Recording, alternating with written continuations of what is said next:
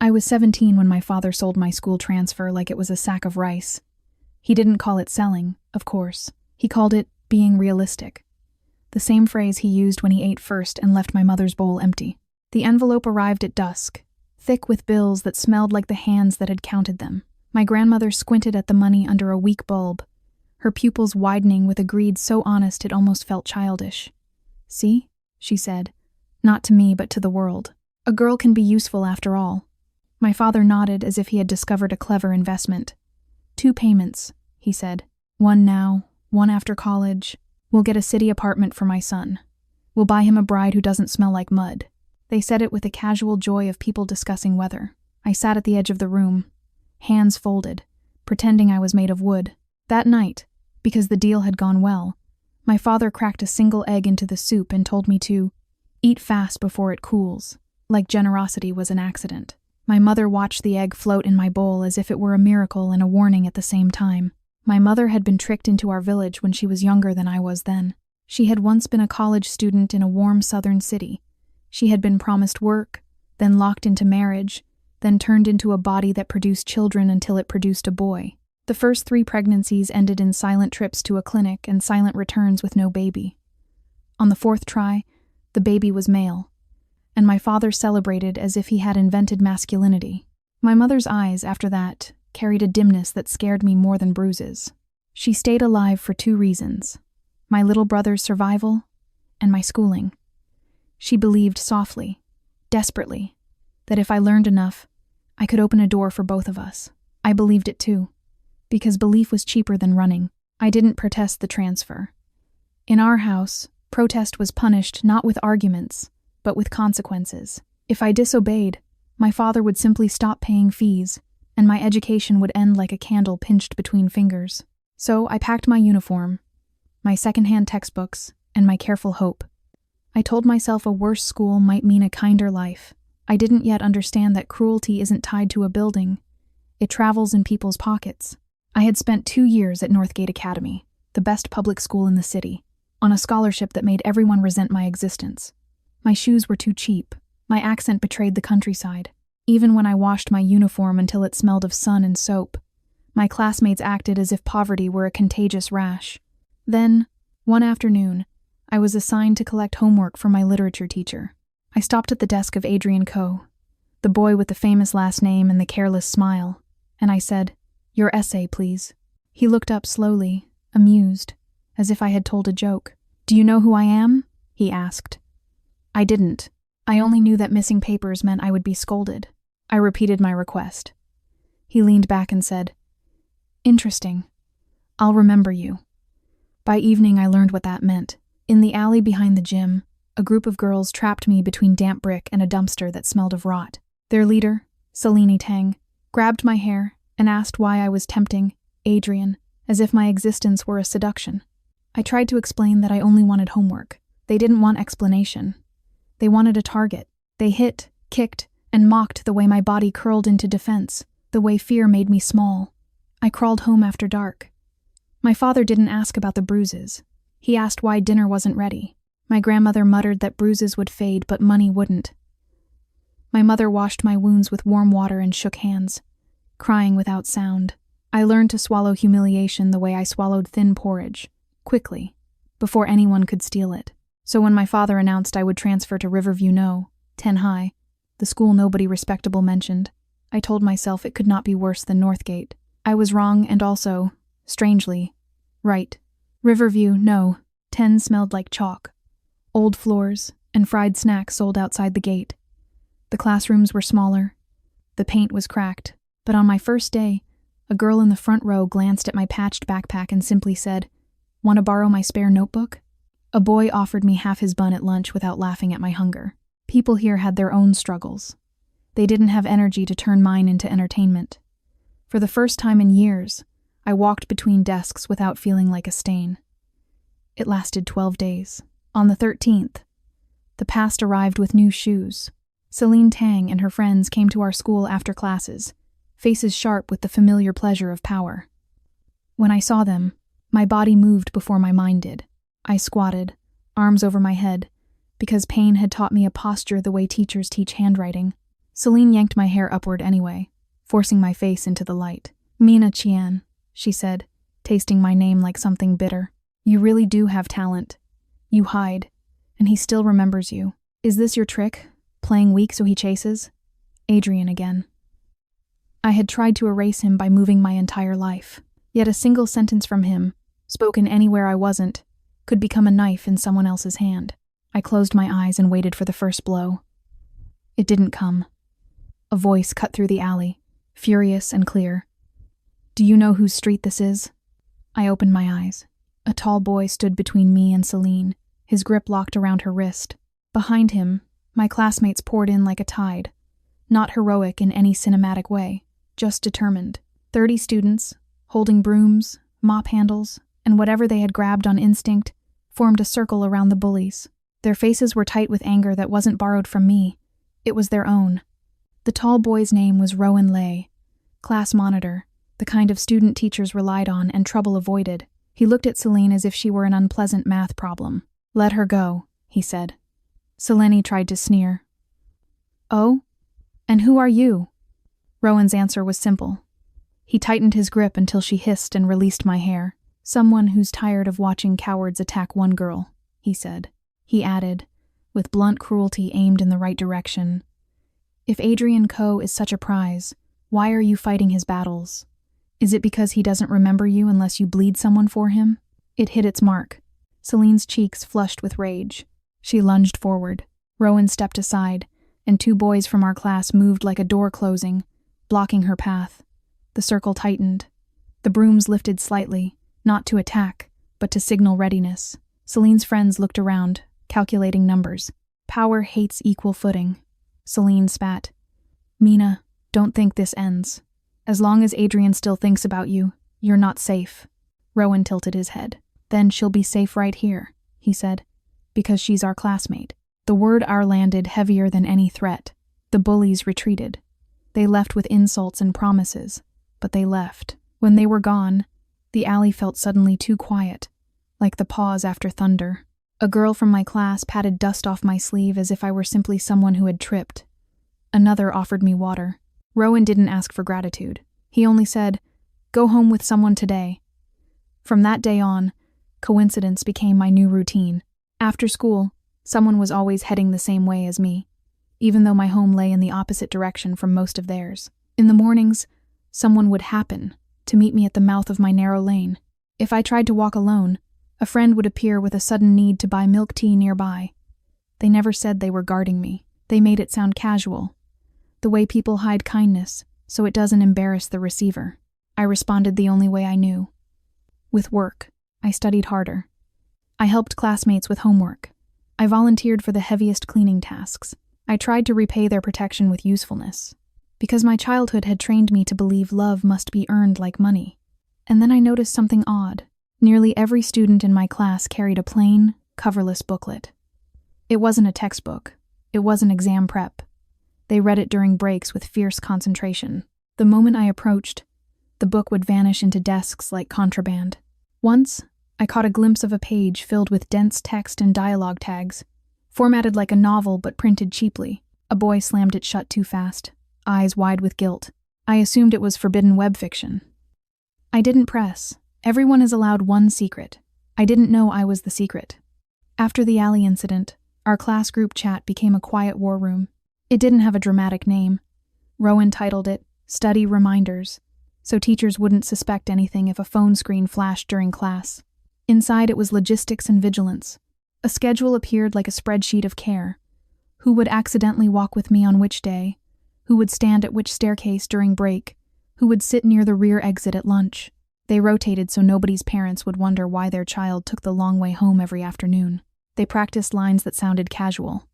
I'm going to buy stationery. I'm craving soy milk.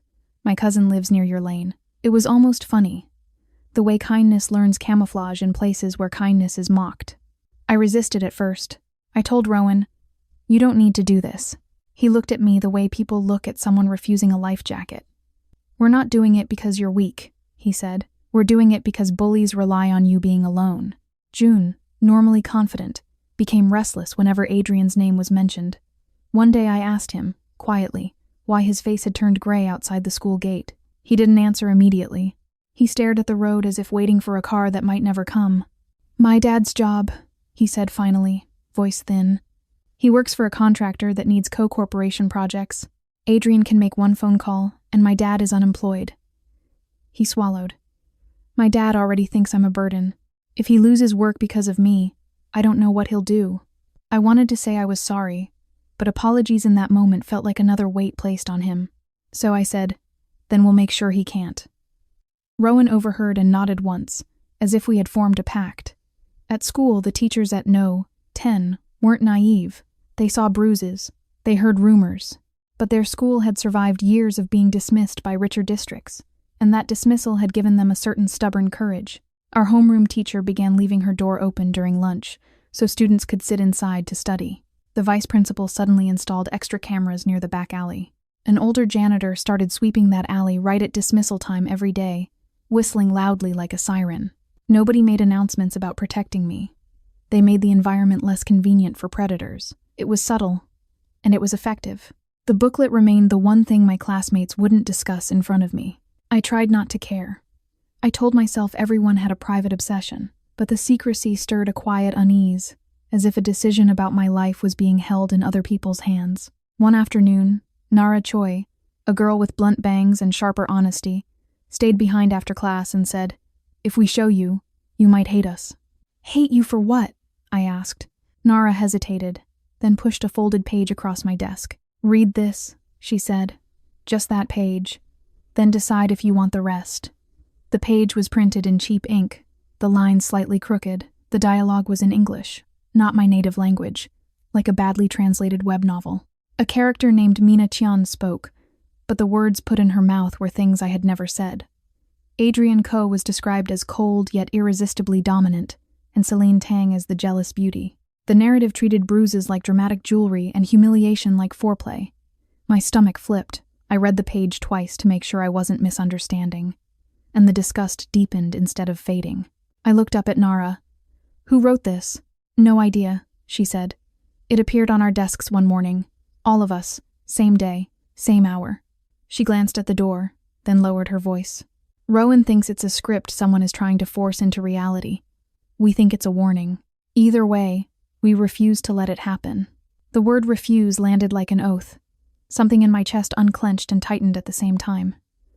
Part of me hated the idea of being a character. Part of me, secretly, was relieved someone had seen the pattern before it consumed me.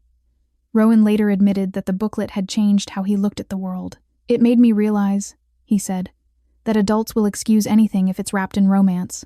We needed to be louder than the packaging." "How did you even get me transferred here?" I said. He smiled without humor. "We did paperwork like it was a heist," he said. "We found your scholarship file. We found a teacher at Northgate who was tired of watching rich kids break poor ones. We gave the principal a choice. Help us move you, or help us document everything. Then we got lucky." "Lucky," June snorted. "Lucky that our principal hates bullies more than he fears donors," he said. Hearing that made me realize a truth that should have been obvious. Even fate, if it existed, still had to pass through human hands. And human hands could choose differently. A month after my transfer, homeroom began with the squeak of the classroom door and the heavy silence that follows someone important. Our teacher stepped aside and introduced a new student. "He's transferring in," she said. "Be polite." The boy who entered wore arrogance like cologne. His uniform jacket hung open as if rules were suggestions. His face was too handsome for how careless his expression was. When he spoke his name, my stomach turned cold. "Adrian Ko," he said, eyes sweeping the room and stopping, inevitably, on me. The pause was deliberate. I felt it like a fingertip on my skin. My classmates reacted before I could. Rowan stood, walked to the front with a calm that looked like patience, and positioned himself in Adrian's line of sight. Two boys shifted their chairs as if stretching, forming a partial barrier between Adrian and my desk. The girl beside Adrian's assigned seat gathered her books and moved to an empty chair in the row ahead without explanation. The entire room performed protection like a silent choreography. Adrian watched it, amused. "Cute," he murmured. At the bell, I tried to leave quickly. Adrian moved faster. He stepped into my path, close enough that I could smell expensive soap. I backed up until my shoulder hit the wall. Mina Chen, he said slowly, as if savoring the sound. Touched, aren't you? I came all the way to this dump for you. Rowan inserted himself between us. Go back to your seat, he said. Adrian's eyes narrowed. Who are you? Your class monitor, Rowan answered, and her friend. Sit down. Around us, desks scraped as students stood. Not shouting, not threatening, simply assembling. Adrian glanced at the circle of faces. The refusal to be impressed by his name. His mouth twitched. Fine, he said lightly. We have time. He walked away as if he had chosen mercy. For 3 days, Adrian did nothing overt. He didn't speak to me again. He didn't touch me. He only watched. His gaze followed me through lessons, through corridors, through the cafeteria line. It was worse than harassment because it made my imagination do the beating. Every time his eyes rested on me, someone from my class shifted position, blocking the view. When I went to get water, a classmate took my cup and said, I'm going anyway. When I tried to use the bathroom, a girl hooked her arm through mine and announced she couldn't go alone. Adrian observed the wall of ordinary bodies and smiled as if watching a game. Celine Tang still didn't appear. That absence felt like the air before a storm, heavy and warning. On Friday, after school, my assigned escort was June Park, our academic deputy. He was usually talkative, the kind of student who could argue a math proof and a meme with equal passion. That day, he was tense. We had barely left the gate when we saw Adrian leaning against a black sports car as if he owned the street. He didn't look at me. He looked at June. Talk, he said. June frowned. We have nothing to discuss. Adrian lifted his phone, tapped twice, and angled the screen toward June. I didn't see the content, but I saw June's face drain of color. His fingers clenched around his backpack strap. Adrian pocketed the phone. Now? He asked softly. June swallowed. He forced a smile at me that looked like an apology wearing teeth. Go ahead, he said. I'll catch up. I'll wait, I said immediately. Adrian glanced at me with irritation. You can't breathe without your bodyguards? He mocked. He emphasized bodyguards the way people emphasize dirt. June's eyes flickered. Mina, he said quietly, please. There was fear in the word, not for himself alone. I understood then. Adrian wasn't attacking me directly because my class blocked him. He was hunting their weak points. He was using the invisible weapons of wealthy families, connections, threats, pressure on parents, scholarships, jobs. He had found something in June's life that could be crushed. I stepped closer to June, refusing to move. Adrian's jaw tightened. Then he smiled again, sharp and bored. Suit yourself, he said, and drove away as if the game had become too easy. June walked me to the mouth of my lane in silence. Before leaving, he stopped and said, voice low, be careful. Adrian, and Celine too. They're not like us. His eyes held helplessness I couldn't solve. When I asked what Adrian had shown him, he shook his head. Don't ask, he whispered. Just don't be alone. Then he turned away fast, as if distance could protect him from what he had agreed to. I entered my lane with dread thick in my throat. Our house sat at the end, a rusted metal gate, and a single bulb that flickered like a nervous heart. As I reached for the latch, I heard a voice inside I recognized immediately. Celine Tang. I pressed my ear to the gap. I transferred the money, Celine said, her tone bright with entitlement. 1 million. Make her disappear. Forever. Adrian can't be distracted by trash. My father's voice oozed sweetness. Don't worry, Miss Tang. I already contacted people in the mountains. They need wives. Once she's there, she won't come out. No signal, no police. Nobody will find her. My blood froze. The world narrowed to my mother's breathing, somewhere inside, and the memory of every bruise she had swallowed for my sake. I could run. I could sprint into the night and keep sprinting until the city lights became stars. But my mother was inside that gate. If I ran alone, she would be the price. I pushed the door. The living room was chaos. Celine stood near the table, face twisted with disgust. My father's leg was still retracting from a kick. My mother lay on the floor, mouth bleeding, eyes wide with the desperation of an animal protecting its young. Don't touch my daughter, she rasped, voice cracked and raw. I'll fight you, crazy old woman, Celine snapped, clutching her arm where my mother had struck her. My father grabbed my shoulder, yanking me backward. Perfect timing, he snarled. Save me the trouble. He pulled a small bottle from his pocket and shoved it toward my mouth. Drink, he ordered. Sleep, then you'll go quietly. I twisted my head, gagging. My mother tried to crawl toward us.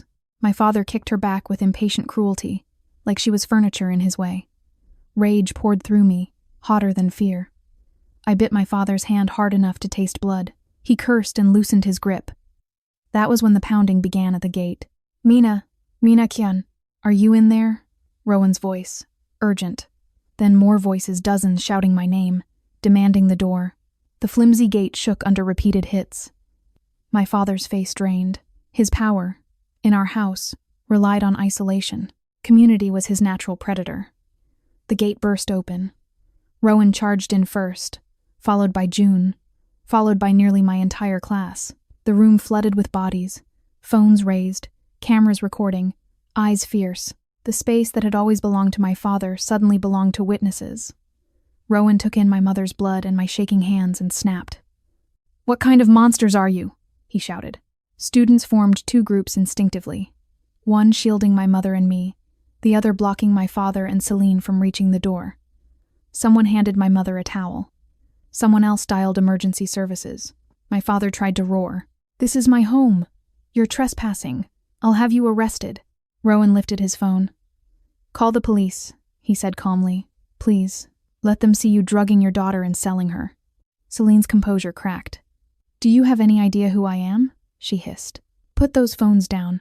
"I don't care who you are," Rowan replied. "If you pay to buy a human being, you're a criminal." The front door darkened again. Adrian Coe strolled in as if late to a party. He looked at Selene first, his expression impatient. "Selene," he said, "why are you here causing trouble? This is embarrassing." He spoke like she was the problem, not the violence. Rowan's anger found its true target. He turned and pointed at Adrian with a shaking hand. "You," he said, voice loud enough to fill the neighborhood, "you're the reason this is happening. You flirt with someone like she's a toy, and your admirer turns into a lunatic, and now she thinks she can buy a life and erase it. You think you're the center of the world, don't you? Everyone else is just scenery for your boredom." Adrian's face tightened. "Watch your mouth." Rowan stepped closer. "Open your eyes," he demanded. "Look at what your ego did. Her mother is bleeding. Her father is trying to sell her. And you stand here acting offended." I moved from behind the shelter of my classmates, voice shaking but clear. "Adrian," I said. He looked at me, surprised to hear my words. "You disgust me. I avoided you because you are not important, and you never were. If you come near my family again, I will destroy you the only way I can. With the truth." Celine screamed that I had no right.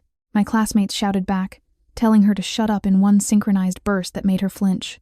Neighbors gathered at the doorway, whispering, filming, turning private horror into public evidence. For once, evidence was mercy. That night, police arrived. My father was dragged out, still shouting about rights he never gave to others. Celine tried to call her family. She failed. Someone had already posted the videos. The internet does not wait for rich people to rewrite reality. After the night my classmates stormed into my house, my world split into two parallel timelines. The one where I had been taken away in a van, and the one where the police lights reflected off my mother's tear-wet face as she sat on a stretcher, alive. In the station, officers asked questions in clipped professional voices, while my mother stared at the wall as if afraid it would collapse. A young female officer knelt beside her and offered warm water with both hands. "The way you offer something sacred." My mother accepted the cup and held it like proof she deserved gentleness. My father tried to perform innocence. He told the officers I was a rebellious daughter, that he had only meant to discipline me, that Celine was a benefactor, that the bottle was sleep medicine. The officer holding the evidence bag didn't blink. "You tried to force medication into her mouth," he said. "We have video. Your neighbor's camera caught the gate. Your own living room has witnesses." My grandmother wailed in the hallway, calling me unfilial, calling my mother a curse, calling the police disrespectful for interfering in family matters. Nobody listened. The words that once ruled our house sounded small in a building where law, at least for one night, mattered more than tradition. Celine sat in a separate room with her hair perfect and her eyes frantic. She kept asking to call her father. She kept insisting the money was a donation. The phrase donation made the officers' mouths tighten. It is amazing how quickly wealth learns new nouns when old ones become crimes. At the hospital, my mother's injuries were treated by a nurse who didn't ask why a middle-aged woman had bruises shaped like boots. She just cleaned wounds and spoke softly, as if speaking softly were part of medicine.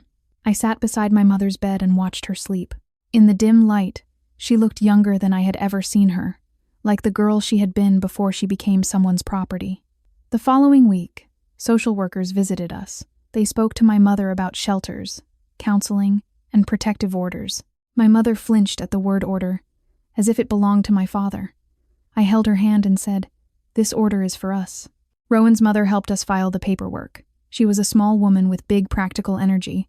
She taught me how to phrase statements so they couldn't be twisted. Dates, times, specific actions, injuries. She told me not to write "he was angry," but to write "he raised his foot and kicked." She explained that courts don't prosecute emotions. They prosecute acts. That lesson planted itself in my brain like a seed. My father tried to reach me through messages sent from relatives. He promised he would change. He promised he would let me study. He promised, in a voice note that shook with wounded pride, that I was breaking the family. I listened once, then deleted it. Change offered under arrest is not change. It is bargaining. My little brother, the precious boy my father had demanded from my mother's body, visited our borrowed apartment once with an aunt. He stood in the doorway looking confused. He had never seen my mother safe. He had never seen me taller than my father's rage. He asked, bluntly, "Why aren't you coming home?" I wanted to tell him everything. How home had been a cage. How my mother's ribs had counted the seasons. How my father's love was a transaction. Instead, I said, "Because home is supposed to be where you don't fear sleeping." He didn't understand. Not yet. I hoped one day he would, and I hated that hope felt like extra work. Online, the videos spread faster than any official statement. People argued, as they always do, about whether my classmates were heroes or troublemakers. Some said teenagers shouldn't interfere in family affairs. Most said a father who sells a daughter forfeits the title father. A woman I had never met sent us 2 months of rent. Another sent my mother a blanket with a note that read, "For nights when you wake up shaking." I cried over that blanket more than I cried over any apology. School resumed. Teachers asked if I wanted to transfer again for safety. I refused. I wanted to remain where my classmates had built a wall around me. The first day back, the class sat silently when I entered. Then Nara stood and placed a new notebook on my desk. "We missed you," she said, as if we had simply been absent from a club meeting. The simplicity steadied me. Adrian's departure was handled like corporate surgery. The Coe family issued an announcement about overseas education and personal reflection. They didn't mention the girl he had treated like a toy. They didn't mention the admirer who had tried to buy my disappearance. Wealth prefers to erase people rather than apologize to them. Celine's family tried the same strategy and failed. The evidence was loud. The public outrage was louder. When Celine was officially charged, someone wrote in the comment section, "If you can pay to hurt someone, you can pay bail to avoid consequences." The court proved, at least this time, that money cannot always outbid truth. The next morning, local news sites ran the story. A wealthy student's admirer paying to remove a classmate. A father attempting to drug his daughter for trafficking. An entire classroom arriving like a human shield. The reports blurred names at first, but anonymity evaporated within hours. People recognized Adrian's car. People recognized Celine's voice. Someone from Northgate uploaded older clips of Celine's bullying. The web stitched patterns faster than any investigation. Corporate accounts belonging to the Coe family were flooded with comments. Sponsors asked questions. Investors panicked. By noon, the Coe company stock dropped hard. And suddenly the adults who had ignored teenage cruelty cared deeply about morality. Celine's family issued a statement disowning her. They called her an individual acting alone, as if money could sever kinship. Celine was charged, not only for harassment, but for complicity in an attempted trafficking scheme. Adrian was shipped abroad within a week, officially for education, unofficially to remove his face from the scandal's flames. I didn't celebrate. I didn't cry. I felt something simpler. The pressure in my chest eased enough for air to enter. My mother and I did not return to our house. A classmate's aunt offered us a spare room in an old apartment above a grocery shop. The place was small, but sunlight came through the window in warm squares, and no one shouted when I arrived late from school. My mother's body was weaker after the beating, but her mind grew clearer in safety.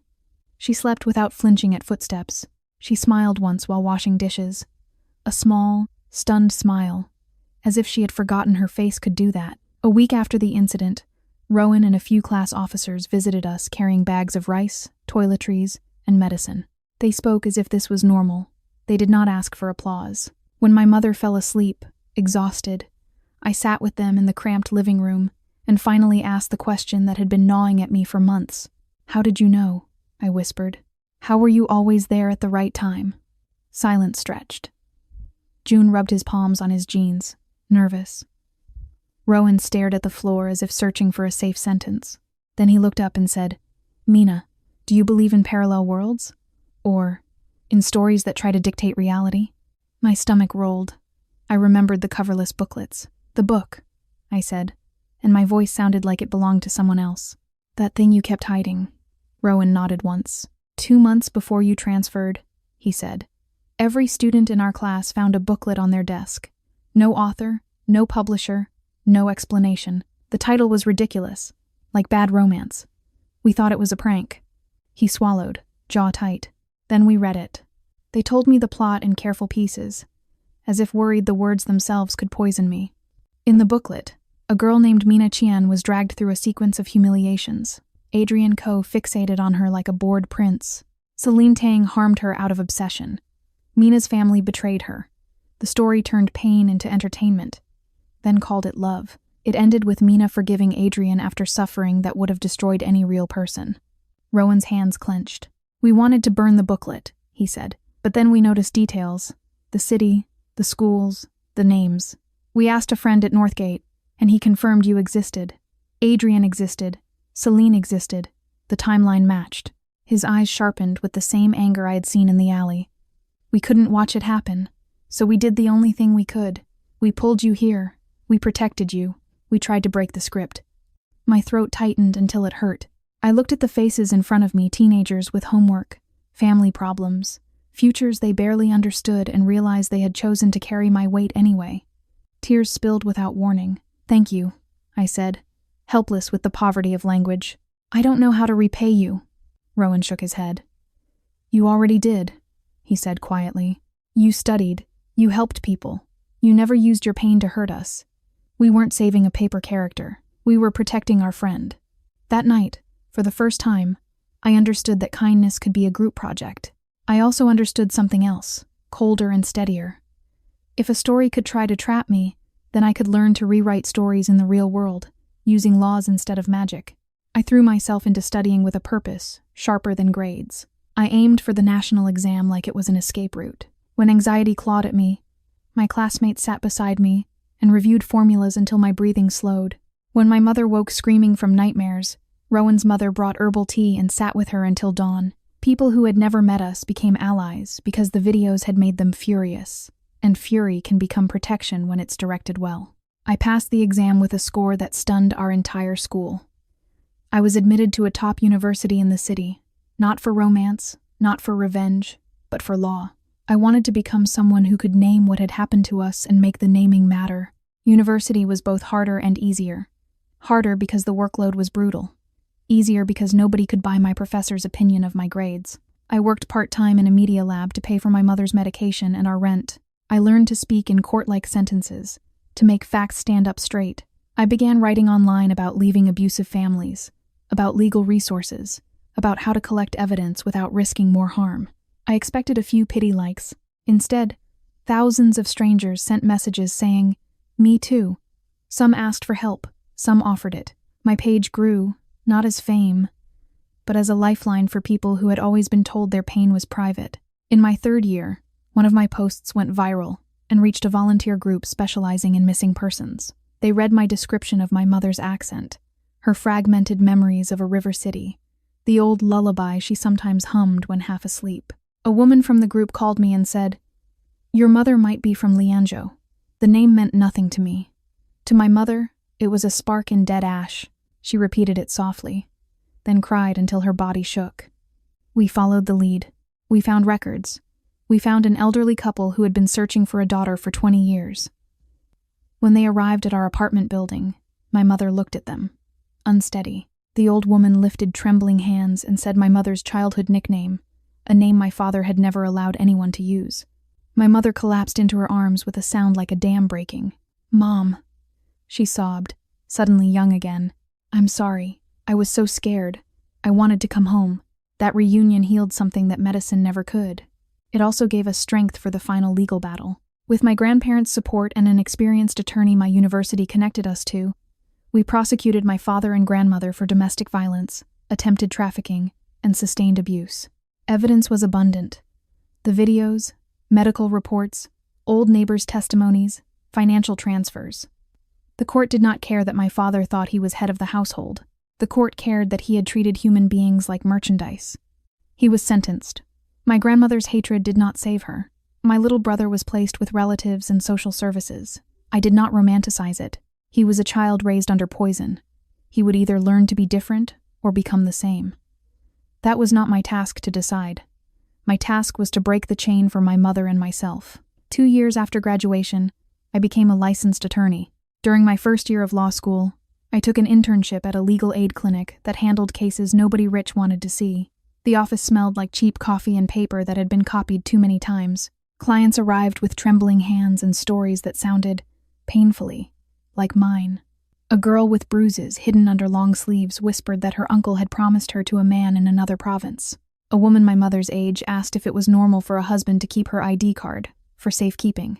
A teenager who had run away from a factory dorm asked if she would be arrested for existing without permission.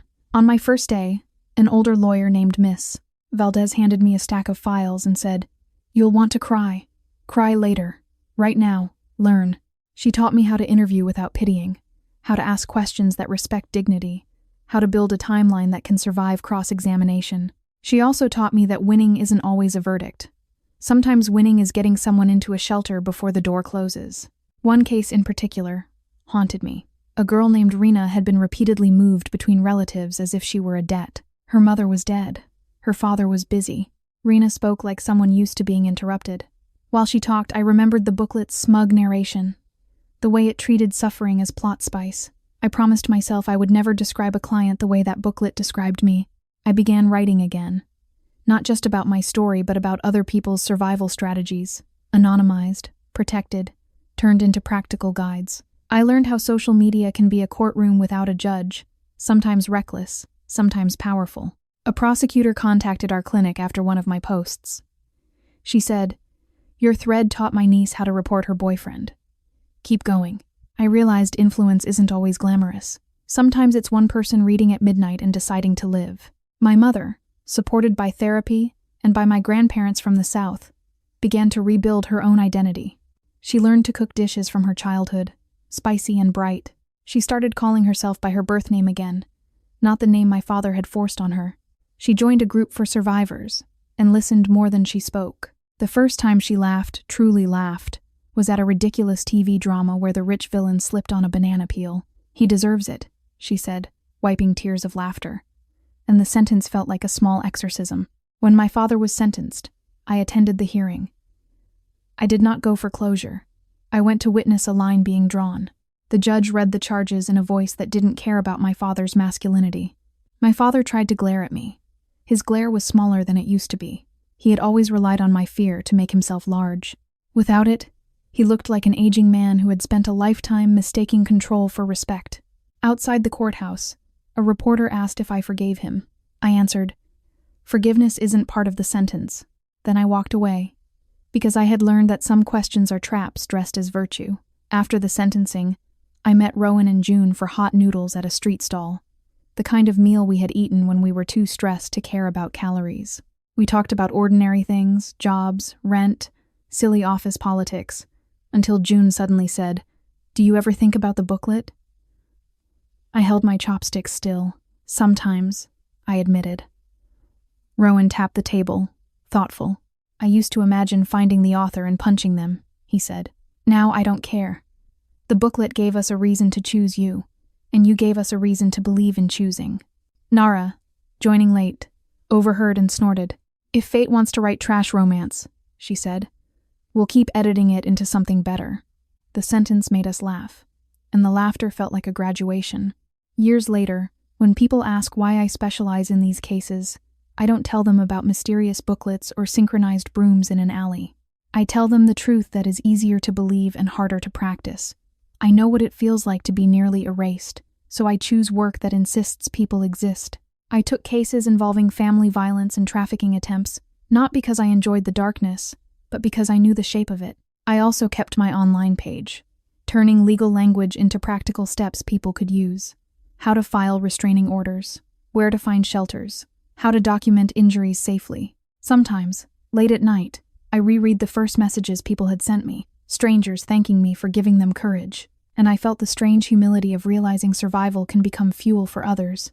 And because life is not a cautionary tale, it also gave me something gentle. I met a man named Elias Sun at a contract negotiation. He was the project lead for an NGO partnering with my firm. Quiet, precise, and stubbornly respectful. When I told him my past, he didn't flinch or treat it like gossip. He simply said, "You shouldn't have had to be that brave alone." He didn't try to save me. He stood beside me and let me be whole. When he proposed, it wasn't dramatic. He asked if I wanted to build a home where no one had to earn safety. I said yes with a steadiness that surprised me. On my wedding day, the first people I invited weren't powerful clients or glamorous acquaintances. They were my classmates from Riverview No. 10. Rowan, June, and the others arrived in neat suits and dresses, grinning like we were still teenagers sneaking snacks into class. They sat in the front row and cried openly when I walked down the aisle, because some people understand that a wedding can also be a victory ceremony for a girl who once thought she'd never escape. At the reception, Rowan hugged me hard and whispered, "See, the booklet was wrong." I laughed through tears. "It tried," I whispered back, "but you tore it up."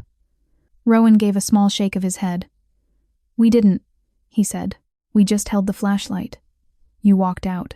Years later, when my life feels ordinary in the best way, morning coffee, my mother humming while watering plants, my husband asking what I want for dinner, I sometimes think about that anonymous booklet. I don't know who wrote it, or why it appeared. Maybe it was a prank with horrifying instincts. Maybe it was some glitch in the universe that leaks stories like spilled ink. I no longer care. It tried to reduce me to a plot device in someone else's romance. Instead, I became a person surrounded by people who refuse to clap for cruelty. If there is a lesson,